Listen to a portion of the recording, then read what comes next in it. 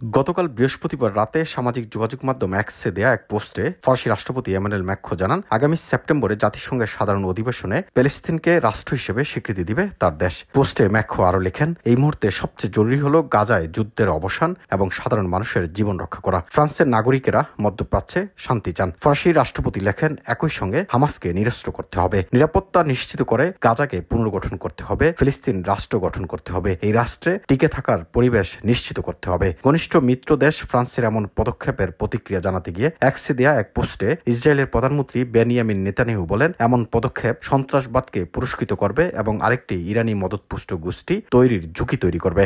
Netanyahu আরও লেখেন, এই পরিস্থিতিতে একটি ফিলিস্তিনি রাষ্ট্র প্রতিষ্ঠিত হলে সেটা ইসরায়েলকে নিশ্চিহ্ন করার প্ল্যাটফর্ম হিসেবে কাজ করবে, শান্তিতে পাশাপাশি বসবাসের জন্য নয়। স্পষ্ট করে বললে ফিলিস্তিনিরা ইসরায়েলের পাশে একটি রাষ্ট্র চায় না, তারা ইসরায়েলের জায়গায় একটি রাষ্ট্র চায়। ফিলিস্তিনি রাষ্ট্র নিয়ে ফ্রান্সের এই পরিকল্পনাকে অপমানজনক ও সন্ত্রাসবাদের কাছে আত্মসমর্পণ বলে মন্তব্য করেছেন ইসরায়েলের প্রতিরক্ষা মন্ত্রী ইসরায়েল কাদস। তিনি বলেন, আমাদের নিরাপত্তার জন্য ক্ষতিকারক হবে, আমাদের অস্তিত্বকে বিপন্ন করবে এমন একটি ফিলিস্তিনি স্বতন্ত্র সত্তা প্রতিষ্ঠা করতে দেবে না ইসরায়েল। ফরাসি রাষ্ট্রপতির এই পরিকল্পনার তীব্র সমালোচনা করেছেন ইসরায়েলের প্রধান মিত্র যুক্তরাষ্ট্র। ম্যাক্রোর এমন ঘোষণাকে বেপরোয়া সিদ্ধান্ত বলে অভিহিত করেছেন মার্কিন পররাষ্ট্রমন্ত্রী মার্ক রুবিও। বৃহস্পতিবার এক্স পোস্টে তিনি বলেন, এই বেপরোয়া সিদ্ধান্ত কেবল হামাসের প্রচারণাকে সহায়তা করবে আর শান্তি প্রতিষ্ঠাকে বিলম্বিত করবে। এটা 7 অক্টোবরের হামলার ভুক্তভোগীদের প্রতি চপেটাঘাত। ইসরায়েল এবং যুক্তরাষ্ট্র ক্ষুব্ধ প্রতিক্রিয়া দেখালেও ফ্রান্সের পরিকল্পনাকে স্বাগত জানিয়েছে ফিলিস্তিন কর্তৃপক্ষ, স্বাধীনতাকামী সংগঠন হামাস এবং ইউরোপ ও মধ্যপ্রাচ্যের কয়েকটি দেশ।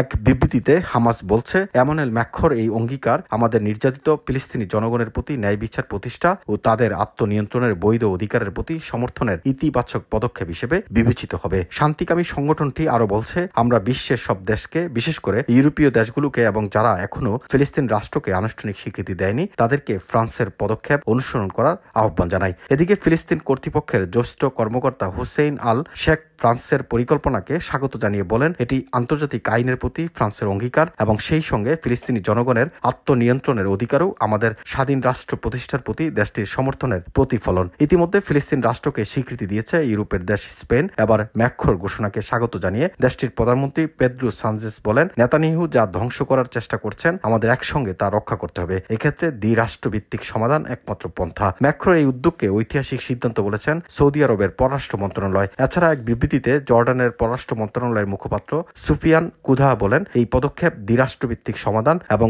দখলদারত্বের অবসান বিষয়ে সঠিক পথ দেখাবে। Faisal Ahmed Dip, MIB television, desk report. MIB সংবাদ ও সংবাদ সংশ্লিষ্ট অনুষ্ঠান দেখতে ভিজিট করুন www.mibtelevision.tv ও facebook.com/mibtelevision.tv এবং সাবস্ক্রাইব করুন youtube.com/mibtelevision এ। এমআইবি টেলিভিশন, সত্য খবর, সঠিক খবর।